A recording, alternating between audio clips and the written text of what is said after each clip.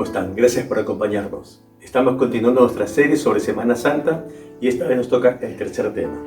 Te damos la más cordial bienvenida. Soy el pastor Juan Valle de la Iglesia Alianza Cristiana y Misionera de Miraflores. Esta vez vamos a tener un nuevo tema, pero antes de ello tendremos un par de canciones. Si tienes alguna pregunta, por favor, al final del tema nos puedes escribir. Muchas gracias y gracias nuevamente por acompañarnos.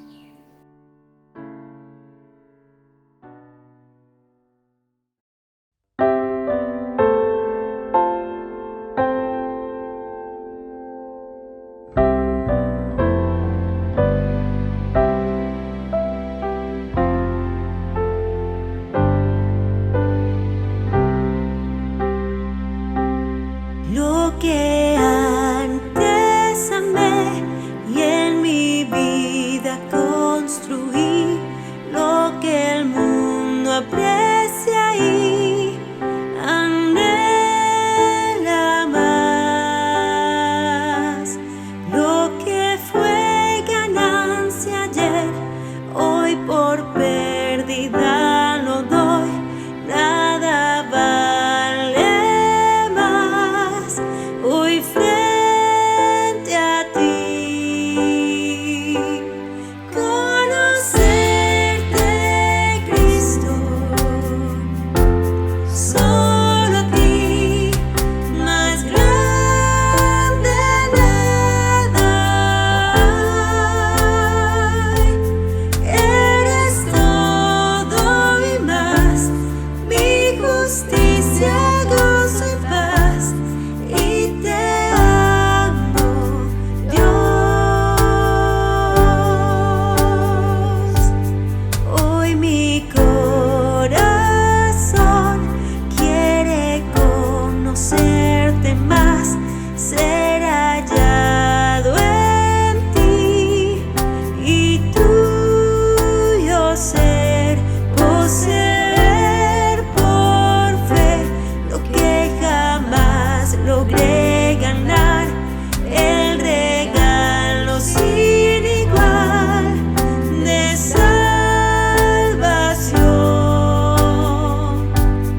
Conocerte, Cristo, solo a ti, más grande nada hay. Eres todo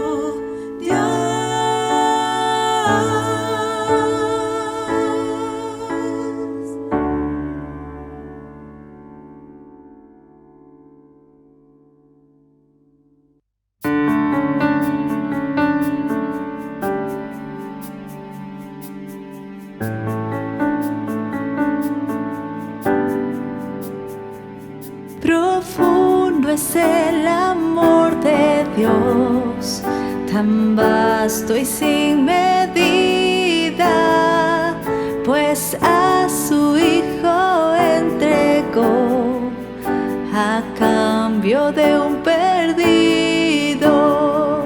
Qué gran dolor sobrellevó, de Dios sufre el rechazo y las heridas sobre él son para tantos gloria.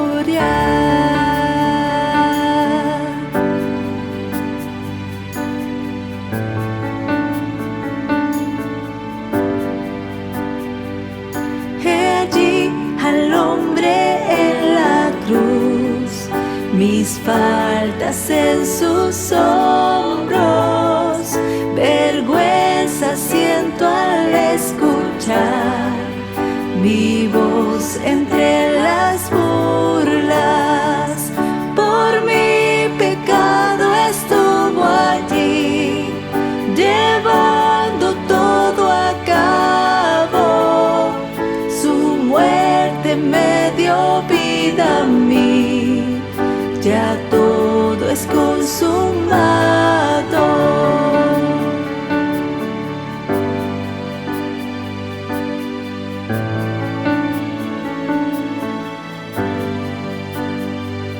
En nada he de gloriarme aquí, talento, fuerza o ciencia. Me gloriaré solo en Jesús, pues Él venció a la muerte, porque me da de su favor. No puedo contestarlo, pero algo sé de corazón, he sido rescatado, porque me da de su favor. No puedo contestarlo, pero algo sé de corazón, he sido rescatado.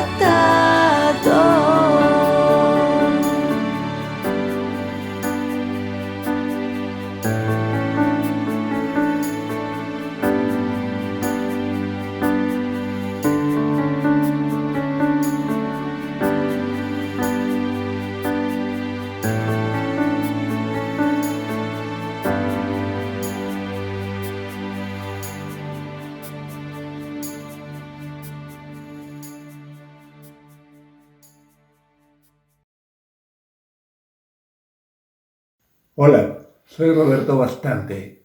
En esta tercera noche, en el apasionante viaje a través del tema Hay que parar esto, déjame contarte que a lo largo de 20 siglos siempre hubo hombres que hicieron un lema de vida este contradecir, perseguir las ideas cristianas. Hubo uno de ellos, Voltaire, pensador connotado francés del siglo XVIII, que dijo, en pocas palabras, hay que acabar con la Biblia. En 100 años, nada de cristianismo, nada de Biblia tendrá valor actual. Todo será historia que se pierde en el tiempo. Y sabes, fue irónico, porque solo 50 años después, las Sociedades Bíblicas de Génova instalaba una imprenta. ¿Sabes dónde? En su casa. No cabe duda que Dios tiene un buen sentido del humor. Y hablando del hombre, el tema de hoy se puede entender si decimos que el hombre experimenta 4 eventos en su vida. El primero de ellos llamamos así: por su creación el hombre tiene dignidad. Pero cuando el hombre prejuzga, comienzan los problemas. Por ejemplo, si dice el Génesis de la Biblia es un mito, está partiendo de un prejuicio. un prejuicio débil. Hace unos años yo conversaba con un religioso. Él era educador, dirigía un colegio, y cuando se enteró que yo era cristiano, nunca voy a olvidar que me miró con una compasión intelectual y me dijo: Roberto, ahora me doy cuenta por qué tú piensas así. Es que tú crees que Adán y Eva fueron de carne y hueso, y eso no es así. Adán y Eva son un mito. Bueno, todos sabemos lo que es un mito, ¿no? Una historia que se arma, se inventa con fines didácticos. Lo que sucede que, curiosamente, es que millones de cristianos creen así como Voltaire y han aceptado el prejuicio. Pero fíjate cómo Jesús habla en el Evangelio de Mateo capítulo 23, hablando de juicio a los judíos. El Señor Jesús les dice: para que venga sobre vosotros toda la sangre justa que se ha derramado sobre la tierra, desde la sangre de Abel el justo hasta la sangre de Zacarías, hijo de Berequías, a quien matasteis entre el templo y el altar. Entonces uno piensa, ahí hay dos personajes. Si Abel es mito y ese Zacarías fue un personaje histórico, un sacerdote que fue asesinado, como dice la historia, entonces no tiene sentido compararlos con un hombre real. Un mito no se puede comparar con un hombre real, por lo menos en una comparación seria. Sería serio, por ejemplo, tomando el nombre de Abel, sería serio, por ejemplo, comparar a Abel con el Pato Donald. Sería risible, hasta un niño se reiría. Pero cuando decimos hay que parar esto, y seguido decimos hay que terminar con las fábulas cristianas, aclaremos. ¿Quién está fabricando las fábulas? ¿No son tan solo prejuicios? En una palabra, expresiones sin sustento que no dan base a esos prejuicios. El apóstol Pablo, escribiendo a la iglesia de Roma, dijo en el capítulo 5, no obstante, reinó la muerte desde Adán hasta Moisés.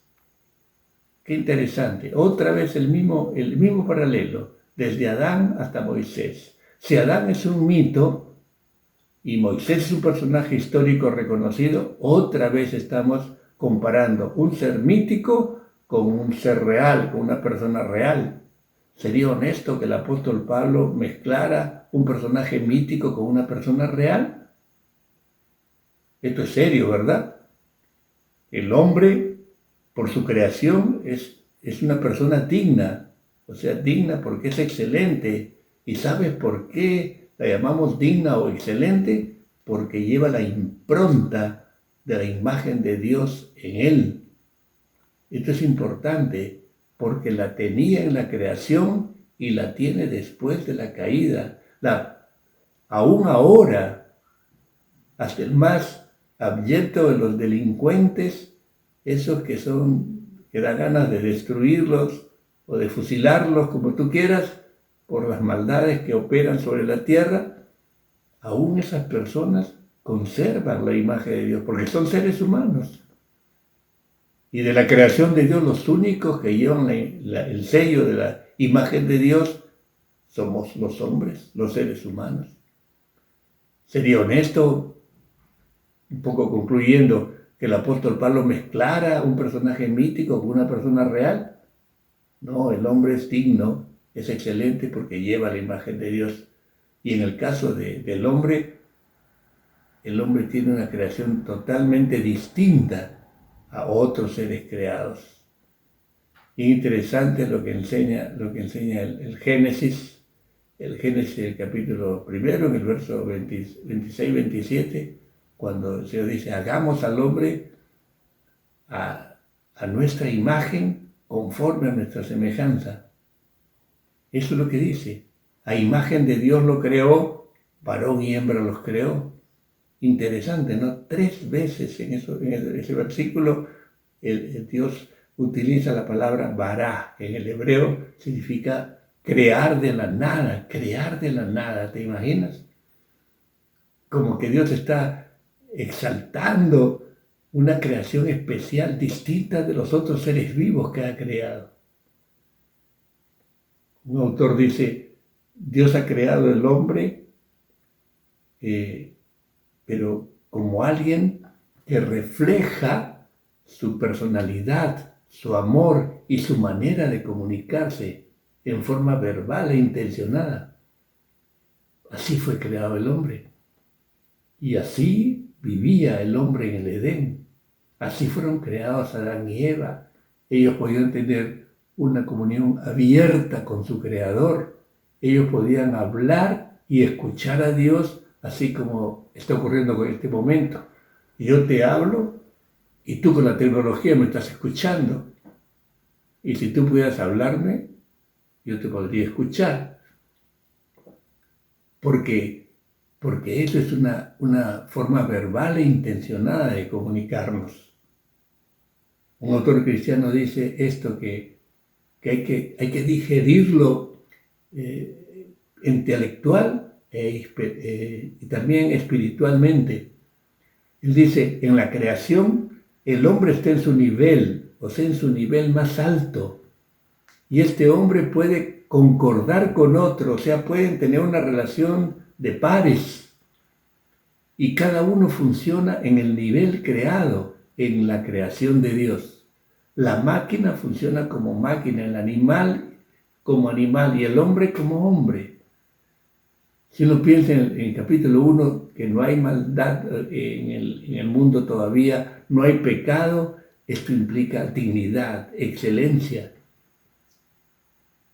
Y lo maravilloso es que, además de todo eso, hay un amor incomparable, porque la creación fue llena del amor de Dios.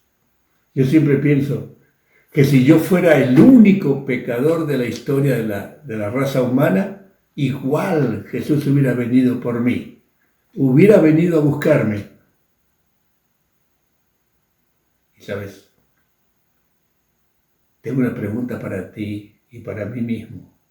¿Tengo esta verdad como meta sublime en mis tratos con otras personas? Es decir, cuando miro a otra persona, aunque sea desconocida, la miro sabiendo que lleva la impronta de la imagen de Dios.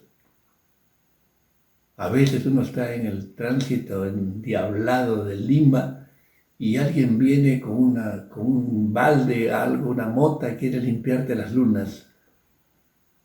Y tú ves la persona desgreñada, o un niñito que pone la mano pidiéndote una limosna, y tú miras su cara que no tiene ningún tipo de aseo, lo ves todo rajado por la suciedad. Pero si tú en ese momento piensas, ese niñito tiene la imagen de Dios, pero es que ese niñito es digno. Y algo injusto está pasando con él. Por eso la pregunta es buena. Y ponerla en primera persona. Tengo esta verdad como meta sublime, como meta máxima en mis tratos con otra persona. Eso tenemos que preguntarnos. La segunda experiencia humana es por su caída, porque el hombre no vivió ese romance con Dios mucho tiempo en el Edén. El hombre se olvidó de Dios, se marginó de Dios y quedó, como dice la palabra, destituido. ¿Sabes? Una cosa que a mí me emociona de la creación de Dios es que la creación no fue algo tétrico, oscuro. La creación fue una fiesta. Dice la Biblia que los ángeles cantaban porque estaban de fiesta, viendo cómo la palabra creadora de Dios hacía cosas. Dios hablaba y las cosas eran. Dios ve la oscuridad y dice, sea la luz, y viene la luz y separa la oscuridad, y donde la luz alumbra, la tiniebla retrocede. ¿Te das cuenta? Pero el Génesis nos cuenta en el capítulo 3 que un día apareció Satanás, engañó a la mujer Y ellos, la pareja nuestra, nuestros primeros padres, oyeron la voz de Dios. Y después de desobedecerle, dice Génesis 3, 8 y 9, oyeron la voz de Dios. El Señor que se paseaba en el huerto al aire del día. Cada vez que yo leo eso, recuerdo el sentido que le da Moisés, que escribió el Génesis, guiado por el Espíritu Santo, por supuesto, inspirado por Dios para escribir así. Él relata con ese lenguaje gráfico del hebreo. Él dice que Dios salió como quien se pasea por el huerto, quizás al aire de la tarde, porque era la hora del encuentro con su criatura. Al aire del día, dice, pero ese día el hombre y la mujer se escondieron debajo de los árboles, huyendo de su presencia.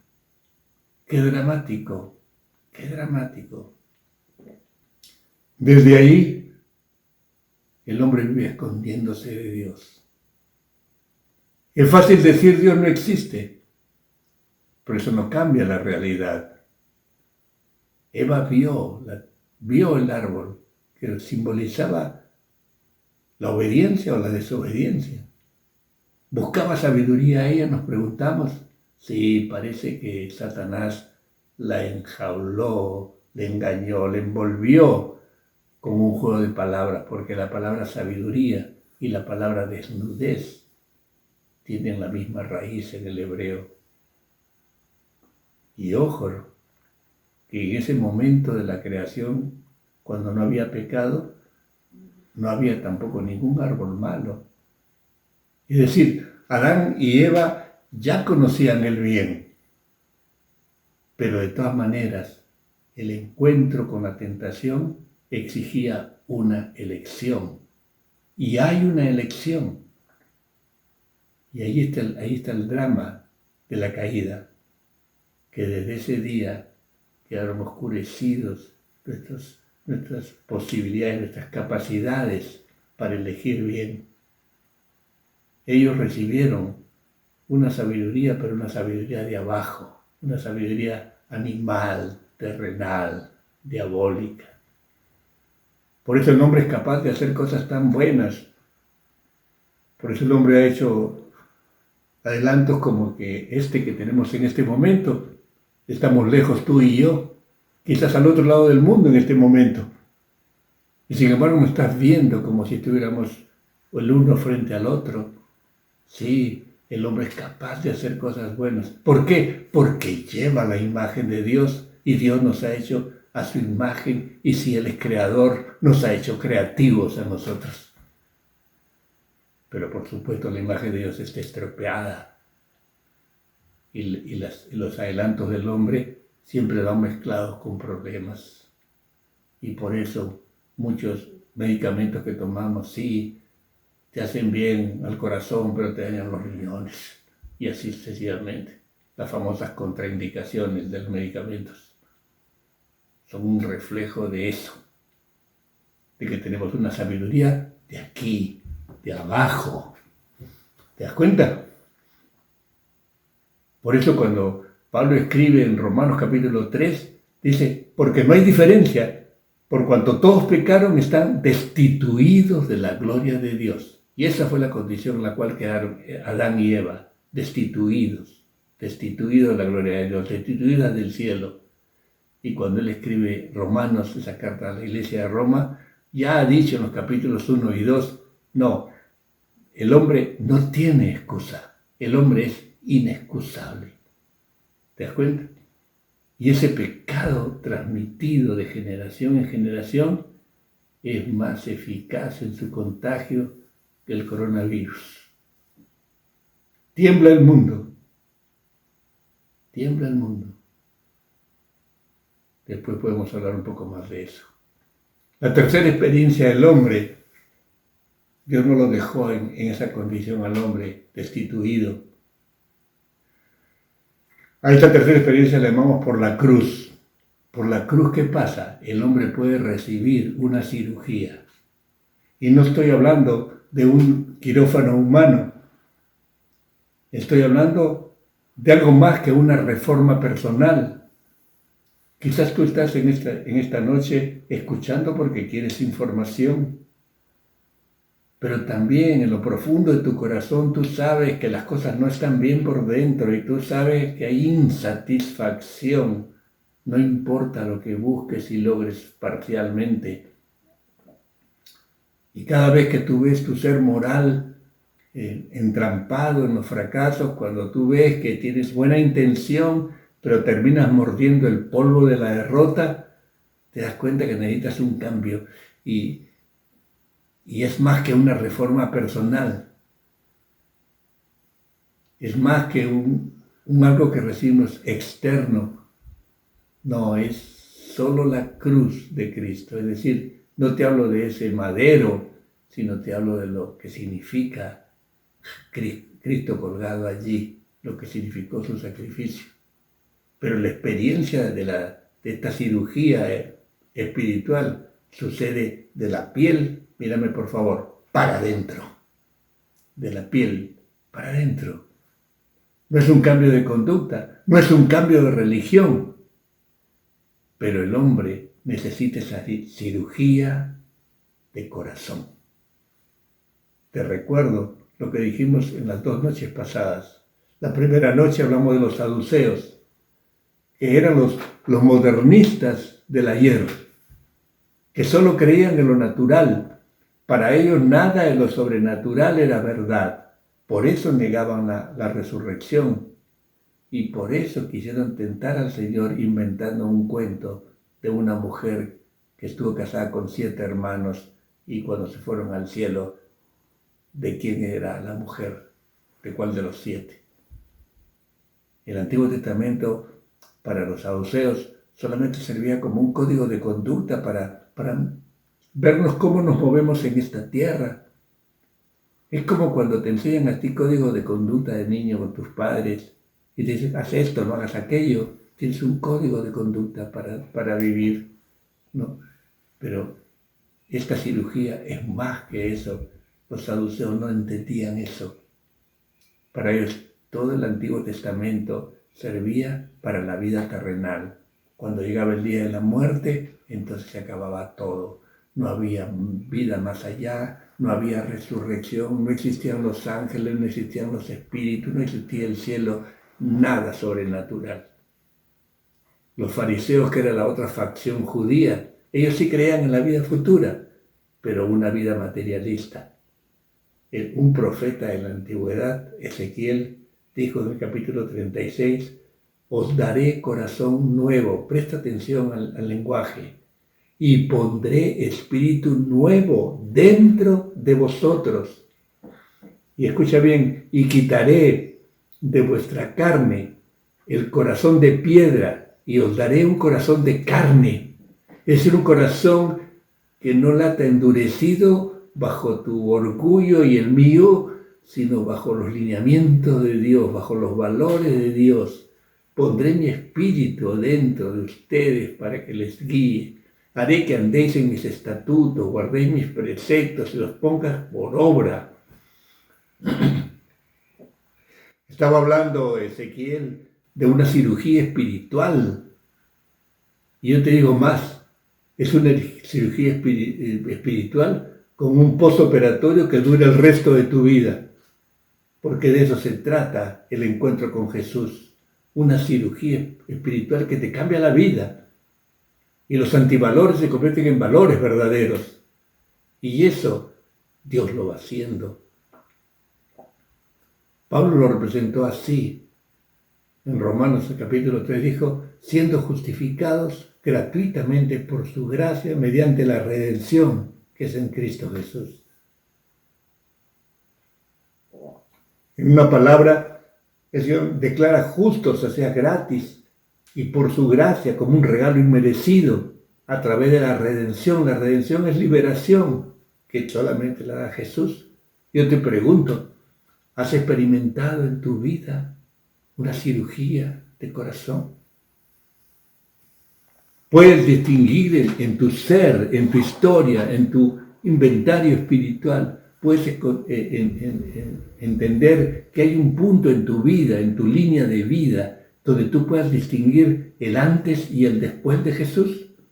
Y tú vas a decir, bueno, este acontecimiento de mi vida ocurrió antes que yo conociera a Jesús. Y esto sí es conociendo a Jesús después, un antes y un después.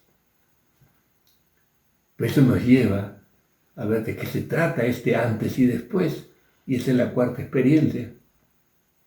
Por su cambio, el hombre anhela renovación. Pero una renovación que no es automática, esta renovación personal. Por eso las cartas del Nuevo Testamento, si tú revisas la Biblia, abundan en correcciones, exhortaciones y aún reprensiones a aquellos que han vivido ya esa cirugía espiritual, porque necesitan ese posoperatorio, que significa un esfuerzo por vivir de acuerdo a los cánones de Dios, teniendo los recursos de Dios. Mira lo que dice en las cartas de Pablo en 1 Corintios 1. Él dirige la carta a los santificados en Cristo Jesús. ¿Cómo los santificó? En la cruz. Llamados a ser santos. Un proceso de madurez en cuanto a nuestro carácter. Por la cirugía espiritual de corazón somos separados para Dios, pero llamados a tener un carácter semejante al del Señor. Esta búsqueda de renovación apunta a reconocer como Señor nuestro y Salvador personal, pero también recordar que Dios es el Creador y Juez de toda la humanidad. Entonces, eso nos hace responsables de reconocer dos cosas después de la cirugía. Si reconocemos la regeneración personal, ese regalo de Dios. Y ahora Él está contigo, está conmigo, aquí dentro. Es el conductor de mi vida. ¿Te das cuenta? Pero también me hace reconocer que no soy un hongo, que no vivo como un oso estepario en soledad. Soy un ser social y tengo relaciones con un montón de gente, conocida o desconocida, amada o de las otras. Y en pocas palabras me está diciendo el Señor, bueno, ya hice yo todo. Tú tienes ahora una doble ocupación. Sé buen creyente y sé buen ciudadano. ¿Te das cuenta? Quizás tú hoy quisieras hacer un inventario espiritual, hacer un preoperatorio. Es decir, darte cuenta, querido amigo, donde quiera que te encuentres en este momento, darte cuenta que hoy puede haber un cambio maravilloso, clamoroso, milagroso en tu ser interior. Porque Jesús está tocando la puerta de ese corazón endurecido. Ese corazón que hasta ahora no ha querido, no ha podido establecer su culpabilidad, su fracaso, y ha perdido quizás hasta la esperanza de un cambio. Y no te das cuenta que tú puedes hoy día, esta noche, en este mismo momento, dibujar esa línea de tu vida en tu corazón, donde haya un antes de Jesús y un después de Jesús, una vida con Jesús desde ahora en adelante. Quizás en este momento tú puedas decir a Jesús, Señor, reconozco que yo no soy digno de andar contigo. Te he fallado mucho, estoy en una bancarrota espiritual, estoy en una quiebra por dentro, lo reconozco.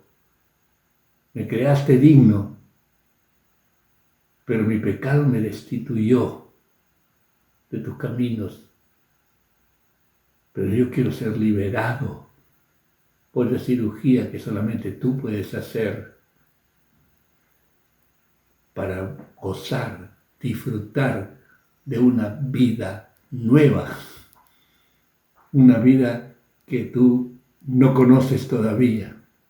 una vida que ostenta el privilegio de tener paz interior, de no ser atribulado ni perseguido por recuerdos tortuosos de fracasos del pasado, porque sabes que todos esos errores, esas violaciones de la ley de Dios, esos pecados quedan borrados, porque Cristo los pagó en la cruz por ti, por mí. Qué hermoso que es experimentar esa cirugía espiritual. Y entonces comenzará esa vida transformada que Jesús quiere regalarte. ¿Te das cuenta que es más que una religión? ¿Te das cuenta que es más que un voluntarismo emocional o moral? Quiera Dios que tú quieras para ti y quizás en adelante para los tuyos, el que Cristo entre en la corriente de tu vida hoy. Te repito, no te estoy hablando de religión, te estoy hablando de relación, una cosa absolutamente distinta, donde tú puedas tener claramente la voluntad de Dios cada día, en tu vida matrimonial si la tienes, en tu vida familiar, en tu vida social, en tu vida laboral, que la puedas disfrutar en los tiempos libres, en los tiempos de trabajo, en las tribulaciones, en las adversidades, en toda circunstancia. Nunca más estarás sola, estarás solo. Yo voy a hacer una oración. Si tú quieres, en este momento, dile: Señor, yo me identifico con esta oración de Roberto. Quiero decir amén a esta oración porque yo quiero que así sea. Eso significa la palabra oración. Para que puedas dibujar con claridad de mediodía esa línea de tu vida que tiene un antes y un después de Cristo. Oremos. Padre, invoco el nombre de Jesucristo esta noche para decirte con sencillez de corazón, Señor, gracias, porque hoy he escuchado tu palabra, se han abierto mis oídos espirituales, mis ojos se han abierto a las realidades que no se ven y he podido ver mi condición anterior y posterior. Y me doy cuenta, Señor, que he vivido todo este tiempo sin ti, simplemente guiado por mis a veces torpes decisiones, con muchos fracasos, con algunos éxitos, todo ello pasajero. Pero todavía, Señor, esas malas decisiones, todavía, Señor, golpetean mis recuerdos, golpetean mi mente, mi alma, y no me dejan disfrutar de ninguna paz. Por eso, Señor, en esta noche, habiendo escuchado tu palabra, quiero decirte, Señor, ya me cansé de vivir así. Ya me cansé de vivir a los tumbos, Señor. En este momento, Padre, quiero recurrir a ti. Decirte de lo profundo de mi corazón, perdona todos mis pecados. Hay pecados que he olvidado desde la niñez. Hay pecados que no he cometido todavía, porque estoy vivo. Pero toda esa factura negativa, tú la anulaste en la cruz. Y estás esperando que yo cobre los dividendos nada más. Tú dijiste en la cruz, todo está cancelado, todo está consumado. Y qué hermoso es aspirar a ese perdón tuyo esta noche. Perdóname, Señor, todos mis pecados. Tú sabes cuántas veces te he fallado, Señor. Tú sabes cuántas veces me he enrumbado en mis caminos dejando de lado tu palabra. Y hoy, Señor, quiero volver a ti como el hijo pródigo, esperando, Señor, encontrar la paz en mi corazón, la paz de tu perdón, tu presencia maravillosa, el perdón de mis pecados y sobre todo tu presencia que viene para quedarse, porque eso prometes tú, Señor Jesús, entrar en mi corazón y establecer allí tu morada. Gracias, Señor Jesús. Tú venciste a la muerte y ahora estás sentado a la diestra del poder de Dios. Lo creo. Creo que moriste en la cruz por mí. Creo que viniste a buscarme y creo que hoy tú me quieres perdonar. Yo te pido perdón y te doy las gracias, Jesús.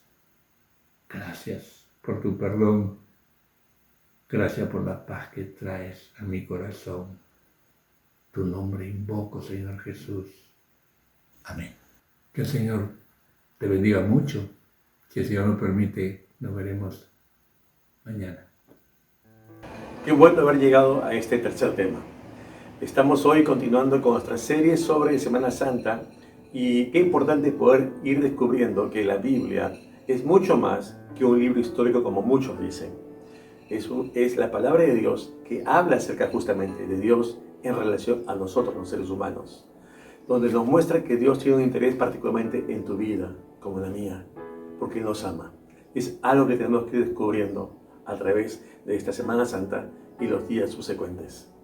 Es importante que tú y yo podamos entender ello, que Dios tiene un interés particular en tu vida, Él tiene un propósito para ti. Si tienes alguna pregunta sobre este tema u otro, por favor escríbenos, ¿no?, al correo que aparece en pantalla, o también dirígete a nosotros a través de nuestra cuenta en Facebook vía inbox. Quiero contarte que este miércoles, el 15 de abril, tenemos un nuevo curso, se llama Verdades Fundamentales. Lo estaremos compartiendo con todos ustedes en línea a las 8 de la noche. Una vez por semana este curso se va a estar dando gratuitamente para todos ustedes. Quiero también decirte que si tienes algún interrogante, estamos listos para poder atenderte y no quiero dejar de lado el tema de mañana. Es un tema muy importante. Hay que erradicar esa moral. Es el título del tema que viene a continuación. Pero como es importante y mañana es domingo, entonces queremos tener también un horario especial, un horario distinto. Será a las 10 de la mañana. Ya no a las 7 de la noche como hoy, sino a las 10 de la mañana, y es por eso que yo te pido por favor que lo agendes debidamente. Para nosotros es importante que estés acá, te agradecemos tu presencia y le damos gracias a Dios por tu vida. Recuerda, nos vemos mañana 10 de la mañana. Dios te bendiga.